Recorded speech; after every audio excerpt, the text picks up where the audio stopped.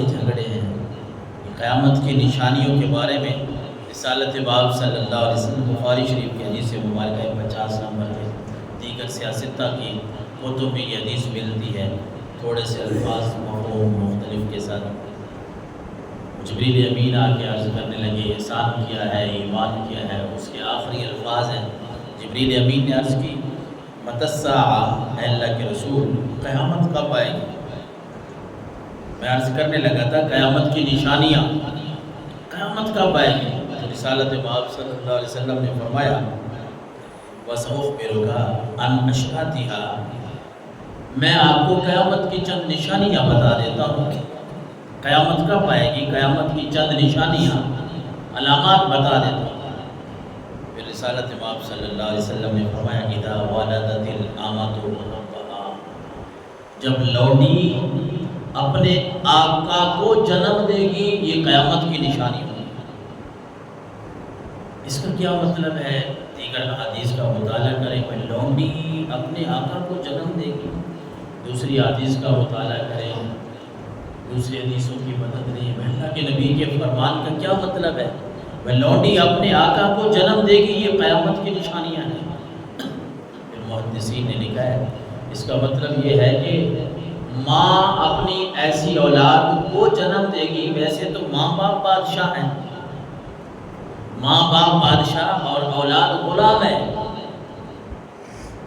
مفہوم سادہ سا اگر سمجھیں تو ماں باپ بادشاہ اور اولاد غلام ہے۔ لیکن حضور کے فرمان کا خلاصہ یہ ہے کہ اے جبریل ایسا زمانہ اور ایسا وقت بھی آ جائے گا کہ ماں باپ غلام بن جائیں گے، اولاد بادشاہ بن جائے گی۔ لونڈی اپنے آقا کو جنم دے گی، اولاد نافرمان ہوگی، ماں باپ اولاد سے بات کرنے کو ترستے ہوں گے، ڈرتے ہوں گے۔ آج آپ کے سامنے ہی ہے، اللہ ہر کسی کی اولاد کو نیک بنائے اور اپنے والدین پر خدمت گزار بنائے۔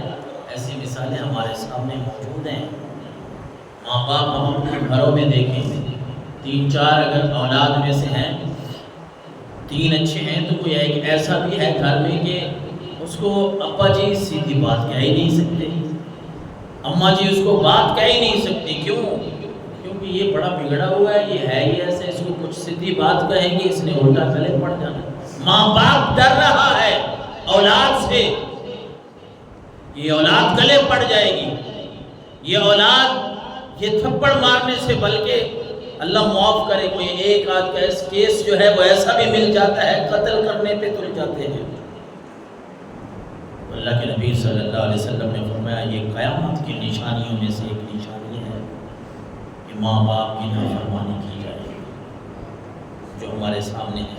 وَإِذَا تَتَدَاوَلَ رُعَاةُ الْإِبِلِ فِي الْبُنْيَانِ، اور کما قال صلی اللہ علیہ وسلم، آپ نے فرمایا، ایک روایت میں تو بکریاں چرانے والوں کے الفاظ ہیں کہ وہ بکریاں چرانے والے، وہ ننگے پاؤں رہنے والے، وہ ایسے لوگ جن کے پاس پیسہ تیلا کچھ نہیں ہوگا، لیکن پھر ان کے پاس اتنا پیسہ آ جائے گا وہ بڑی بڑی عمارتیں بنائیں گے، بڑے بڑے گھر، بڑی بڑی بلڈنگیں بنائیں گے اور ایک دوسرے کے مقابل ہوں گے۔ میرا گھر دیکھیں، میری بلڈنگ دیکھیں، میں نے ایسی کوٹھی بنائی، دوسرا کہے گا میرا گھر دیکھیں، میں نے ایسی کوٹھی ایسا بنگلہ بنایا، سارے پیچھے رہ گئے۔ ویسے گھر تو اللہ کی نعمت ہے۔ حدیث مبارکہ میں یہ بھی مفہوم ملتا ہے کہ اچھی سواری اور اچھا گھر یہ رب کی نعمتوں میں سے ہے، اس بات کی ہم نفی نہیں کر رہے۔ یہاں سرکار دو عالم صلی اللہ علیہ وسلم نے فرمایا وہ لوگ جو ننگے پاؤں، جن کے پاس کچھ نہیں ہے، ان کے پاس پھر پیسہ اتنا آ جائے گا کہ وہ بڑے بڑے گھر، بڑی بڑی بلڈنگیں بنائیں گے، پھر ایک دوسرے کے اوپر فخر بھی کریں گے۔ یہ بھی قیامت کی نشانیوں میں سے ایک نشانی ہے۔